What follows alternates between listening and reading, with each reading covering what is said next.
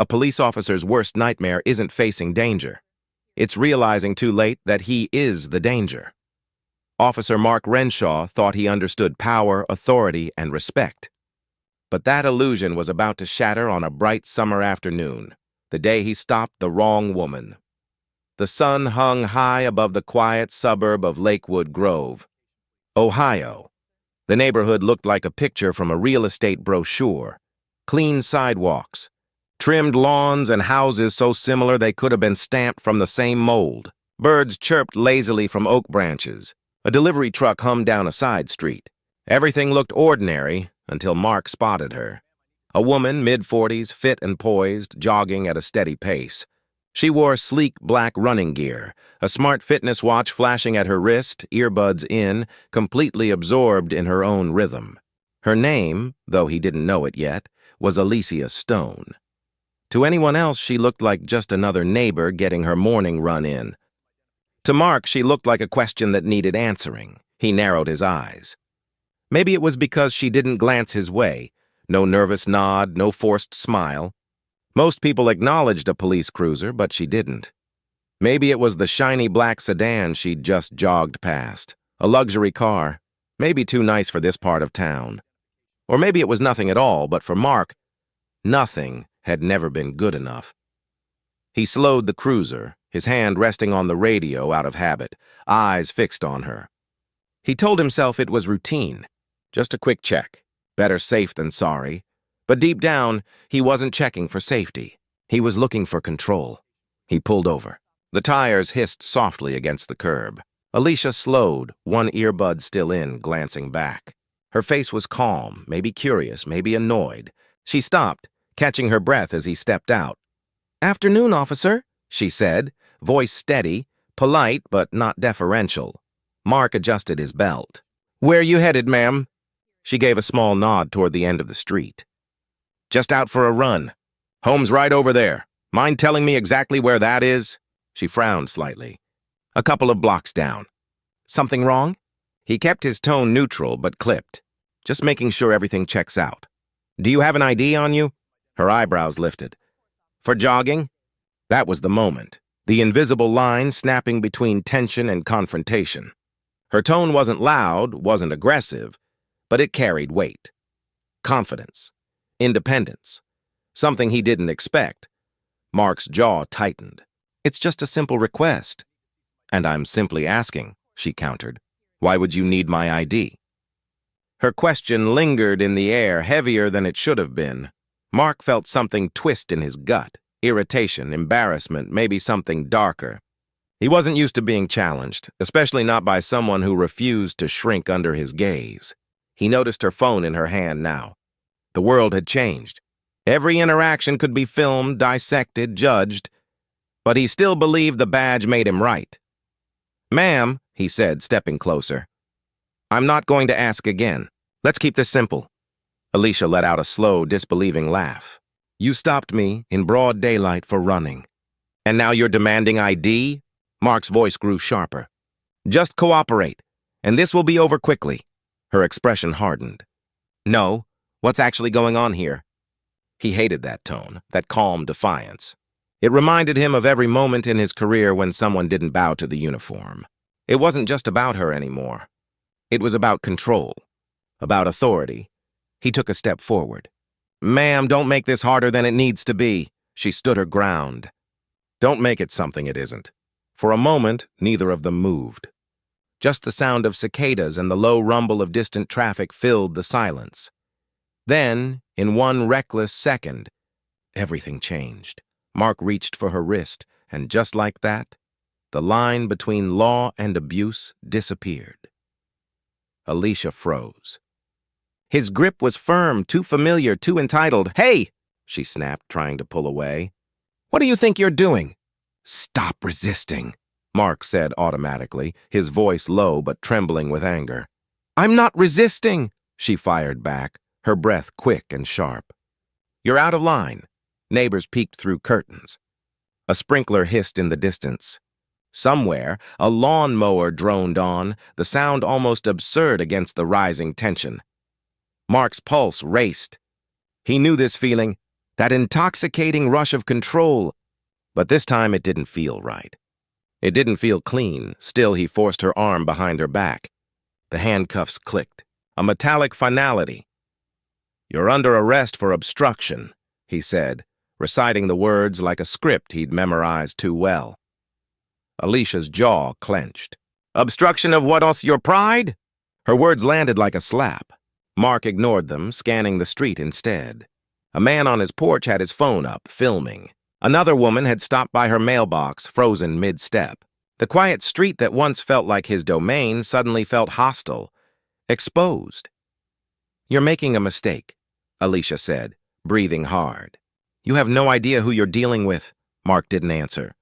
He was too busy fighting the heat rising in his chest. Anger, embarrassment, fear. He grabbed his radio.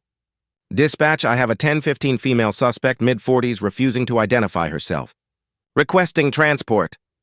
As he spoke, Alicia laughed under her breath. Soft, bitter, disbelieving. "That's how you see me, huh? Just another suspect." The words twisted in his mind. Because deep down she was right, a voice called out from across the street. "Officer! She didn't do anything!" Mark ignored it, keeping his grip tight. The world around him felt smaller, like a tunnel closing in. Every sound amplified. The rustle of leaves, the click of the cuffs, his own heartbeat pounding in his ears. Then a deep voice broke through the noise. "Officer, what exactly is happening here?" Mark looked up. A tall man in his 50s approached. Salt and pepper hair, pressed shirt, calm authority in his walk. He wasn't shouting, but his tone commanded attention. "Sir, please step back," Mark said. "I asked you a question," the man replied evenly. His eyes darted from Alicia's bound wrists to Mark's badge. "Why is she in handcuffs?" "She refused to cooperate with an investigation," Mark said, his voice a little too fast, a little too rehearsed. Alicia looked up at the man, eyes steady. "He stopped me for running. I told him I live nearby. I told him I don't carry ID when I jog. And this is what I got." The man's jaw tightened. "You arrested her for jogging?" "She was acting suspicious," Mark muttered, hating how weak it sounded out loud. The man stepped closer. "Suspicious how?" Mark's throat went dry. "She passed a high-value vehicle and—" The man cut him off with a look. "That's your justification?" Mark bristled. "Sir, I don't need to explain my procedures to—" But he didn't finish. A black SUV rolled to a stop at the corner. Sleek, unmarked, tinted windows. The kind of vehicle that made every cop's stomach twist with recognition. The driver's door opened. Out stepped Captain Robert Hale, Mark's commanding officer. And from the thunder in his expression, Mark knew something was very, very wrong. "Renshaw!" Hale's voice cut through the silence. "What the hell is going on here?" Mark stiffened. "Sir, the suspect was refusing to—" "Suspect!" Hale barked, striding forward. "Uncuff her, now!" Mark blinked, confused. "Sir, I said now." The street went still. Even the bystanders stopped breathing. Alicia's eyes narrowed, calm but cutting. She didn't say a word. Mark's pulse thundered as he fumbled for the key, unlocking the cuffs. Alicia rubbed her wrists, red marks lining her skin like bruised proof of arrogance. "Sir," Mark stammered. "She refused to identify herself. She was—" Captain Hale turned to him slowly, his face unreadable. "Do you have any idea who you just put in handcuffs?" Mark opened his mouth, but no sound came. Hale exhaled through his nose, the kind of breath that carried disappointment heavier than anger. Then he turned to Alicia, voice gentler. "Are you all right, Chief?" Mark's stomach dropped. "Chief?" Alicia met his eyes for the first time since being uncuffed. Her expression was calm, controlled, but there was a fire behind it, a righteous fury held tightly in check. "My name is Chief Alicia Stone," she said, her tone sharp as glass. "And you just arrested your superior officer." The words hit like a brick to the chest. The crowd murmured. Phones tilted higher. Mark felt his knees go weak. The realization crashed over him in slow, merciless waves. He hadn't just made a mistake. He had detonated his own career. Mark stood frozen. The weight of the words, Chief Alicia Stone, hung in the air like thunder waiting to strike. Every sound around him seemed amplified, the murmur of the crowd, the rustle of leaves, the faint hum of the SUV engine. But all he could hear was his own pulse hammering in his ears. Chief. She was the chief. His boss. His superior. The highest-ranking officer in the entire department. And he had just handcuffed her in front of half the neighborhood. Captain Hale's eyes burned into him, a quiet storm of fury and disappointment. "Do you have any idea what you've just done, Renshaw?" Mark swallowed hard. His mouth was dry, his throat tight. "Sir, She didn't identify herself. "I was following procedure." "Procedure?" Hale snapped. "You call this procedure? You stopped a woman for running down her own street. You humiliated her in public. You abused your authority, and you did it with a camera in every direction." Mark's chest constricted. The people filming, the neighbors whispering, the disapproving stares. They all blurred together into one suffocating wave.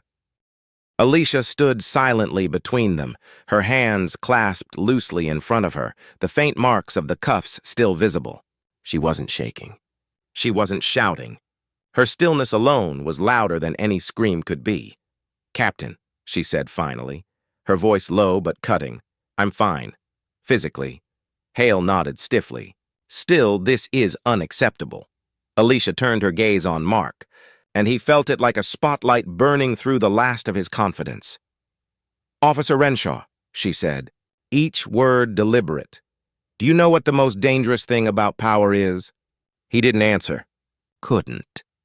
"It convinces you that you're always right," she continued, "until the moment it proves you wrong."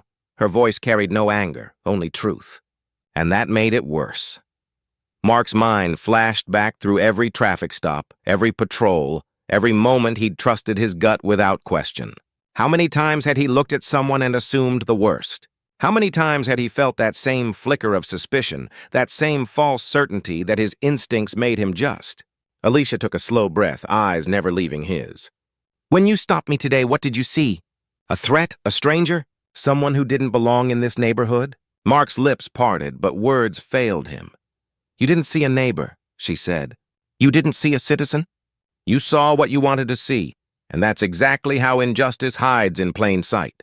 The crowd was dead silent. The only sound was the faint chirping of a bird perched on a streetlight, oblivious to the human storm below. Hale cleared his throat, his voice tight. "Chief Stone, I take full responsibility for this incident. It won't—" She raised a hand, stopping him gently. "This isn't just about me, Captain. This is about what we've allowed to become normal." She looked around, at the phones recording, at the faces watching. Too many people have had their dignity stripped away like this. Too many have been treated as guilty until proven innocent. Today it just happened to be me. But tomorrow, it'll be someone else. And the day after that, someone else again. Her words hit deeper than anger could. They were truth, plain and unvarnished, echoing in every heart that was listening. She turned back to Mark. "Tell me, officer, would you have handled this differently if you'd known who I was?" He hesitated. I don't know. Yes, you do," she said softly. "And that's the problem." The silence after that line felt eternal. Hale stepped closer, his voice suddenly formal, the kind used when decisions were final. "Sergeant Renshaw, you're relieved of duty, effective immediately. Hand over your badge and your sidearm." Mark blinked. "Sir, please, Now." Every nerve in his body screamed to argue, to explain, to justify. But one look at Chief Stone told him there was nothing left to say. His fingers trembled as he unpinned the badge from his chest. The metal felt heavier than ever. He placed it carefully into Hale's open hand. Then his weapon. The gesture that once defined who he was now stripped him bare. Chief Stone's eyes softened, but only slightly. "I don't take pleasure in this," she said quietly. "But there are consequences for choices like yours. There have to be. Otherwise, nothing ever changes." Mark's throat burned. He wanted to say I didn't mean to, or I was just doing my job, but both excuses sounded small and cowardly in the light of truth. Hale nodded toward his cruiser. "You can go, Renshaw. We'll contact you after the review." Mark nodded weakly, his legs heavy as lead. He turned away from the crowd, the cameras still rolling, the whispers chasing him down the street like a shadow. He didn't look back. He couldn't. Behind him, Chief Alicia Stone stood in the sunlight, unshaken, calm, resolute. Not as a victim, but as a reminder. A symbol of everything he had failed to see. The cruiser's engine was silent, but Mark could still hear the echo of the cuffs. Click, click, replaying over and over in his mind. He sat there motionless, staring at his empty hands resting on his knees. The badge that once defined him, the weapon that made him feel powerful, were both gone. He wasn't Officer Mark Renshaw anymore. He was just Mark. And for the first time in 20 years, that terrified him. Outside his window, Lakewood Grove looked the same. Kids on bikes, a mail carrier passing by, a woman walking her dog. But it all felt different. Colder. Quieter. Like the world had stepped a few inches away from him. He pressed his palms to his face and let out a shaky breath. He could still see her, Chief Alicia Stone, standing tall, the sunlight glinting off the faint marks he'd left on her wrists. She hadn't yelled. She hadn't cursed him. Her calm had been worse than fury. It was the calm of someone who'd seen this story too many times before. He whispered to himself, "What have I done?" But he already knew. For years, he'd convinced himself that he was one of the good ones. He'd told himself that his instincts were just, that his authority was earned, that he saw danger where others saw innocence, because that was what made him good at his job. He'd believed the uniform gave him clarity, but today he'd realized the truth. The uniform had blinded him. A knock on the window startled him. It was Captain Hale. Mark rolled it down, his voice barely steady. "Sir." Hale studied him for a long moment. His tone wasn't angry now, just heavy. "Go home, Mark. Don't talk to anyone about this until you hear from Internal Affairs." Mark nodded slowly. "Yes, sir." Hale started to turn away, then paused. "For what it's worth," he said, "I don't think you're a bad man. But sometimes good men hide behind rules to avoid facing what's wrong inside themselves. Don't do that anymore." He walked off, leaving Mark alone with the words ringing like a bell in his chest.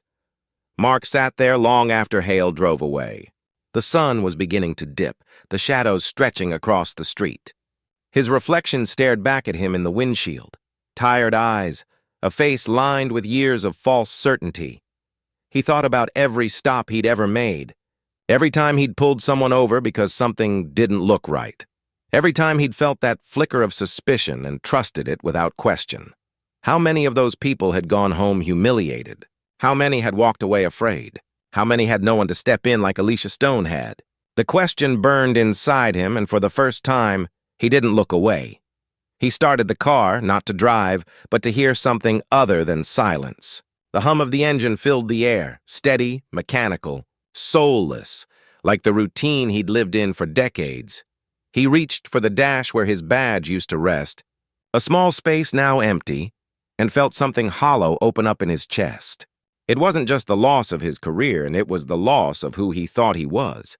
He stared out the window, watching Alicia talking quietly with Hale near her SUV. Her posture was calm, professional, but her eyes, even from a distance, carried something powerful. A fire that came from strength, not rage.